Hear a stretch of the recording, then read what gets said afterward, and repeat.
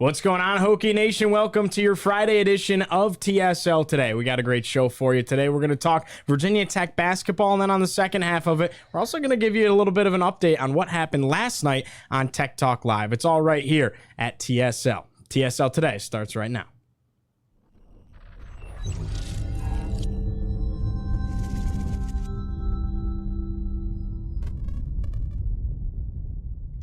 Happy Friday, everybody. Thanks so much for joining us. Our show today brought to you by Triumph NIL.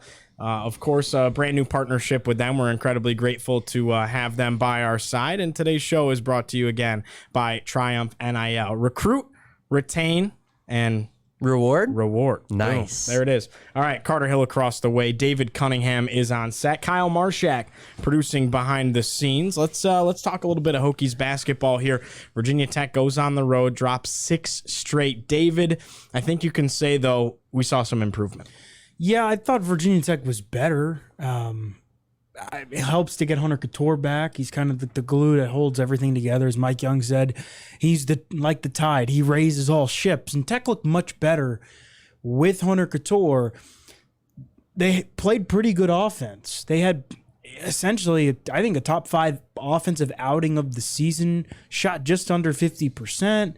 The problem was that the defense was kind of lackadaisical at times. And again, it's a top 20 offense in the country in Virginia. You're going to have to play better defense than Tech did. 1.28 points per possession was what UVA had. That's the most Tech's allowed all season long. And when you were playing a team on the road in Virginia, high caliber, top 10 team in the country, you can't allow, bucket after bucket after bucket. And I think Tech's still trying to figure some things out. But if the Hokies play like that against a team like NC State or Syracuse, the past couple games that they've lost, I think they win that game. So the question now is, okay, we've seen one positive performance. Now, can they continue that? Can they make the defensive adjustments? Can they make the tweaks? You're facing a Clemson team on Saturday that you've already played before. You know what to expect. Can you tweak stuff and continue that offensive success you had last time? I think it was a positive showing, but not the result you want.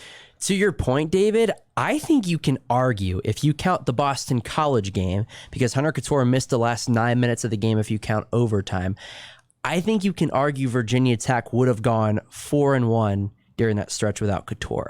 They maybe lose the Syracuse game. Syracuse shot, 58% or 50% from the field. So, you tip your hat, but they probably win the NC State, the Clemson game, the Wake Forest game, all one possession games, Boston College as well, because you're going to have Cattoor in overtime. Yeah, I'm not. The Boston College game is a little tricky because Tech was not playing well at all, and Tech had Cattoor. Mm-hmm. But yeah, I mean, I think he makes everybody better, and I think it's scary how the difference between how good Tech was without him to now having him back. I mean, he came in and had an immediate impact, as you would expect, but I think it was kind of eye-opening that, okay, wow, we went from this team to this team in the span of a week, and the only thing we added was that guy. And it's kind of just eye-opening at how much of an impact he makes. Mike Young talked about him. He said that he is a gravity guard where he is pulling guys on the defensive side out to him because he's that good of a shooter, and it opens up the rest of the floor. So he's a gravitational type player. David, wanted to ask you, how about the performances, though, out of Darius Maddox and MJ Collins? 8 points for Collins with 4 rebounds, went 2 for 3 from downtown, hit a couple of 2 threes that very early. And then Darius Maddox able to find his stroke a little bit with 13 points. Yeah, I think the big thing for those guys, obviously Maddox, he's starting. He's not a freshman, but Collins is. The big thing for Collins is to continue to get his feet under him and, okay, build on your positive defensive performances. And when the ball comes, shoot with confidence. I think that was the first time all season, really, or I guess since the North Carolina game back in December, that Collins has really been aggressive. It's be aggressive and don't look timid. Maddox, I thought he was better. He hit some clutch shots in the first half to keep Tech very, very close, helped Tech take the lead at one point. They're two important players. And when Rodney Rice, of course, breaks his finger and is out for an undetermined amount of time, Collins is going to play a lot more. But it's good to see Maddox come out of his shell. That's important down the stretch if Tech wants to get things going. Again, the offense was not the problem against UVA. Tech executed very, very well, but it was good to see both those guys have successful nights. Got some key rebounds. Collins had an offensive board and a putback that was really crucial. They both made some big plays, and they both played solid defense. And you're going to play some really tough teams. You're going to have to guard some really tough teams here, over the next couple of weeks. And both of those guys continue to show that, okay, they have the defensive trust from Mike Young. And I think that's important. You mentioned Rodney Rice. How big of a loss is that for Virginia Tech towards the back half of the year now, as there's now 13 games left in the ACC? If Collins... It depends. Honestly, it kind of depends to me on how Collins continues to do. Because if Collins continues to grow into his role, he's obviously young. He's a freshman. Mm-hmm. But if he continues to give Tech a boost and look confident, right? If he's catching a shot and shooting the shot in the corner, like he hit a couple big shots. If he can continue to make those, he doesn't have to do a lot, but just play solid defense, get a rebound here or there, make a shot when called upon. Be somebody that they have to guard. The worst thing you want is to be a guy on the floor where essentially the defense doesn't have to guard you. He hit a couple shots where when teams are coming to do the scouting report for Tech, they're like, okay, that kid, he doesn't shoot it often, but he can make it. That's what you need him to continue to do, to continue to be in other people's minds. If he can do that, that's a positive. And I think it lessens the loss of Rodney Rice, because Rodney Rice is an important player. He could be really big. He could take time off Pedulla's plate and let Pedulla rest for a couple more minutes. I mean, Pedulla's like top 25 in the country, I think, in terms of like minutes played, just because he's always on the floor and Tech doesn't really have any other options. That would have been nice for Mike Young to be able to take Pedulla off the floor and have somebody handle the ball. We saw it a little bit at Syracuse. The problem is, I think it all comes down to what the other guys do and step up in his absence. It comes back to Collins. It hurts. It's not the end of the world. Cattoor losing, you'd rather, if you had to pick one, you'd rather have Cattoor than Rice. Yeah. And it stinks. Rice has the same injury as Ashley Owusu did on the women's side, and that kept her out 7 weeks. So, did Owusu have surgery? Yes, she did. Okay. And Rice, we're talking today, Friday. Rice was supposed to have surgery today. Somebody can do the math. 7 weeks from today, that's a lot. That's a good portion of the season. Yeah, that's like at that point you'd probably just save the red shirt. That's like Sweet 16 territory. It's a long shot. I think that he'll end up playing again this year, which really stinks, to be honest. But I think how Virginia Tech played, like Virginia Tech played all 17 games without him already this year. Right. It's not like it'd be different, a little bit different than Owusu, who played first 7 or 8 games for Tech and then missed the last 7 weeks. And of course, lucky for her, but the injury happened where she could take some time off around Christmas and there were no games, right? She didn't miss as many games. Cattoor didn't miss as many games as probably could have. He probably could have if it was now. Like, imagine if Cattoor got hurt against before the Virginia game and missed a Wednesday, Saturday, Monday stretch, right? He probably missed 8 to 10 games. So I think Tech's gotten a little bit fortunate, a little bit unfortunate. Like, it kind of just varies. I feel bad for Rice, man. That you break your ankle, you have surgery, you rehab, spend all this time, you come back, you play a game, you get hurt again on just a freak injury, which, as Mike Young said, it looked like it was just a jam finger. So, disappointing, but again, not the end of the world. I think a guy like MJ Collins, though, this is his time to prove that that he is ready for this challenge. Yeah, I think you can put it this way. I think Virginia Tech knows how to win without Rodney Rice. I don't necessarily know if Virginia Tech knows how to win without Hunter Couture. Well, they showed that. They lost. Yeah. They lost every game without him. Yeah. So they don't know Proof's how in the to pudding. Close games too towards Yeah. the end. I wanted to ask about Sean Pedulla a little bit here. Started fantastic this season. I mean, I think there was it's almost like he traded roles in some ways with Darius Maddox. Like we came in thinking Maddox would be a 17 point per game type of player, possibly after how he ended last season. They kind of switched, and maybe Sean Pedulla would be how Maddox is. You know, not any kind of a setback, but a step forward in his sophomore year. Maybe not quite the level that he had been at, and he really took a huge leap forward, leading the team in scoring, averaging 17 at 1 point over 17. Seems like the last couple of games, is it safe to say, in a little bit of a slump? How can he kind of dig his way back out of that?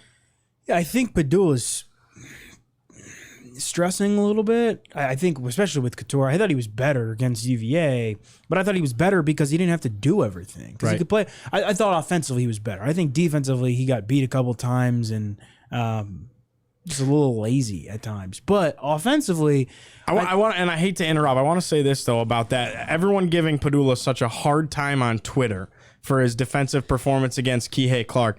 You have to understand, Kihei Clark's been in college basketball for 4 more years than Sean Pedulla has. Yeah. That's 4 years of experience, and a 4 national years championship, of strength and conditioning, a national championship. Like they're two different levels, and I don't think it's fair to quite bash on Pedulla. Well, I mean, I don't like he could have played better defense. I think I can agree with that. That's the bottom line. But I think his offense was better. I think a lot of that has to do with.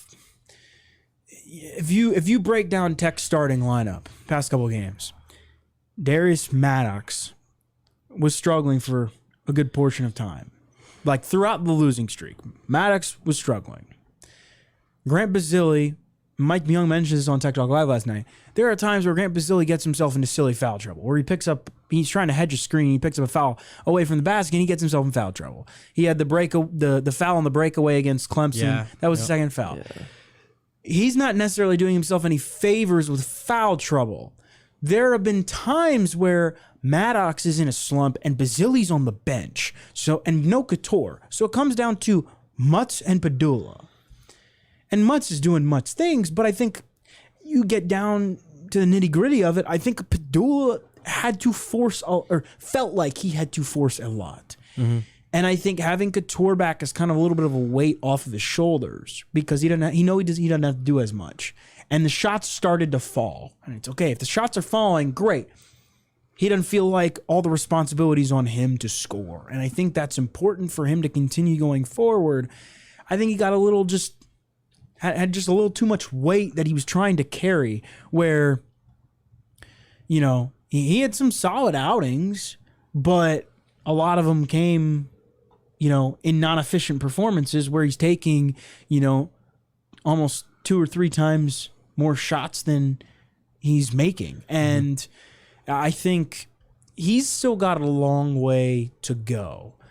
He's very, very young, and he's a very good player. But with time, with learning the offensive system and learning to trust his guys more, like having Hunter Cattoor there is great. I think having Cattoor back kind of solves a lot of Tech's problems. And I think that's just the way it is. But I think if you tell Pedulla, hey, settle down, run the offense, and Tech did that a lot better against UVA, and it led to points. I think a lot of times because there were different guys touching the ball. The ball kind of touched every person's hand before it went in the basket. And those are the possessions you need to have. And I think sometimes Pedulla is just rushing and feels like he needs to play catch-up. Tech's been playing from behind in a lot of games. Tech's led a lot, but hasn't necessarily led the entire way. And there have been games, NC State, Clemson, where Tech is trying to play from behind, and you can tell that Pedulla feels a little rushed and is like, we need to get a bucket. We need to get back in the game. And the problems compile on each other. And settling down and just playing more efficient basketball, I think having Cattoor certainly helps. gauntlet coming up. You're on the road against 19th ranked Clemson. Then you host Duke. Syracuse has won 9 of their last 11. Then you play Miami, who's been a really strong team. Virginia again. Finally, you get a break against Boston College inside the Castle, but you already lost to Boston College as well. How can this team start to focus up and channel it in? And at this point, you'd have to say you need a little bit of a run like you had last year where the team won 5 straight and ended up, they'd lose 1 and then win 4 more, and just had that really good, strong run to get them a decent seed in the ACC tournament, and then all the momentum was there. How can they grab that momentum one more time? Well, I think, to be honest, I think you just got to go out and forget about what the other team has done. Forget about what you guys have done, right? You can't go in there and say, "Oh, we lost 6 straight. We have to win this one." Just go in there and play basketball. Again, if Virginia Tech plays against Clemson on Saturday, if Virginia Tech plays how it played against Virginia on Wednesday, Tech will be fine. And I think that's one of the biggest things. It's like, this is not a bad Tech basketball team. You just have a bad losing stretch. At the same time, one of your most important players is injured. Tech's got to play better defense, but that's obvious. I think it's kind of just I tell you this: if the Hokies get 1 win, it'll start to roll. Momentum will start to. I mean, if you get a win on Saturday at Clemson, that's a top 25 win. They might be without Chase Hunter. Yeah, their starting point guard. They're still without, I think, Alex Hemingway, one of their wings. They just lost the other day against Wake Forest. This is an opportunity to get a win, to get a quadrant 1 win. Then you got Duke at home on a Monday night, and Duke. I mean, it's Duke, but it's also they're very beatable this year. It's bunch of freshmen. Yeah, I will say this: I don't know if there's a team in the ACC that's not beatable if this Virginia Tech team plays well. The problem is that against Clemson, it was good defense, but Tech had its worst 2-point percentage field goal game since 2012. Right. Like, just a really, really bad offensive game. Against NC State, the offense was there. The defense couldn't stop anybody. And can Tech play good basketball on both ends of the floor for 40 minutes? Tech does that, Tech's going to win, even if the shots aren't necessarily falling. And I think, like, you could press the panic button, but you probably pressed the panic button a couple games ago. And I think, again, most of the games are make or break at this point for Tech, but like, Tech gets 1 win. You're flipping the page and going, okay, Duke, Syracuse, both at home, you on the road to Miami. Yeah. And I tell you what, Virginia, like, playing Syracuse and Castle with Hunter Couture is a lot different than playing on the road, no doubt, with no Hunter Couture. And Tech hasn't faced Miami yet, but everybody's looked beatable, and I think that's the thing. It's like, and everyone's lost too. Yeah, there's no dominant team. This Tech team is not as bad as it appears to be. The problem is when you lose, 6 games and 4 of them are by less than 6 points. It just compiles and compiles and compiles. And I think Tech needed a good performance against UVA and got it. Problem is, it's just you're going to need a little bit more to beat a top 10 team. Where? Oh, sorry. No. Go ahead. Go ahead. You're good. All right, real quick. Where do they sit in your brain as far as the NCAA tournament picture goes? They're not in it yet. Right. They're not in it. What does it take to get in? You got to get to 500 in the ACC at least. Okay. And the problem is, here's the thing: Tech has 6 quadrant 1 opportunities left. You've got Duke twice, Virginia once at home, Miami once on the road, and Clemson once on the road. Yeah. And there might be another one. There are opportunities. There will be opportunities. Can you make the most of them? These are 2 quadrant 1 opportunities in 3 days for Virginia Tech. If you win 2 of them, they're your quadrant 1 wins. Yeah. Tech had one quadrant 1 win all last year heading into the ACC tournament, and that was the second to last week of the year. If you get if you can, the ACC is better this year. And Mike Young said it after the UVA game. This is the best the league has been in Mike Young's 4 years, right? Like, last year, UVA and Tech played, and Tech beat UVA, and it wasn't even a quadrant 1 game. Right. And this year, it's a quadrant 1 game either way. And they're in the top 10. Yeah. Yeah, I mean, that's the thing. It doesn't, the rankings don't necessarily show up, but the analytics do. Right. Like, this is a solid conference when it comes to basketball. Now, here's the thing. You go on the road to Notre Dame. You go on the road to Georgia Tech. You go to Louisville. You can't lose those games. And they're not gimmies either. They're not gimmies. No gimme. There's no gimmies in the ACC. Sure. I mean, the Boston College game showed that. Yes. That was supposed to be a gimme-ish type there game are no on the games road. in the ACC, but those are the games you have to win. Right. And then if you can pick up, there are going to be some rock fights down the stretch here, like when Miami and Syracuse come into Castle, right? Like a lot of the games at home are going to be really, really close. Can you snag one on the road? Tech still hasn't won on the road yet. But again, if you can get a couple quadrant 1 wins under your belt and get 2 wins in a row going, then all the momentum feels like it's turning in your direction. And sure, like if we're sitting here talking on Tuesday morning and Virginia Tech is 3-6 in the ACC because it just won 2 games, that completely changes the trajectory of this team, right? Yeah. But Tech could also be 1-8. Yeah. And, I think these 2 games this weekend could really potentially decide the season. Yeah, I think this is a make or break 2-game stretch for Virginia Tech. Yeah, to your point, if we come in here on Tuesday morning and the Hokies are 3-6 in the ACC, all of a sudden I think some of the fan base is going to be feeling pretty good about the potential for the NCAA tournament. Yeah, well, when you beat Clemson on the road and Duke at home. And Yeah. Duke, yeah. Top 25. I think 10-10 in the ACC is very doable. Very doable. Yeah. But to your point, there's no margin for error. Yeah, it's 10-10. Yeah, sure, 10-10 is great, but you got to win some big games. Yeah. Like when Virginia comes to Castle Coliseum, you have to win because you need resume boosters. I think I think this team gets up for big games. We know that. They have in the past. These guys on this team know how to get it up for a big game.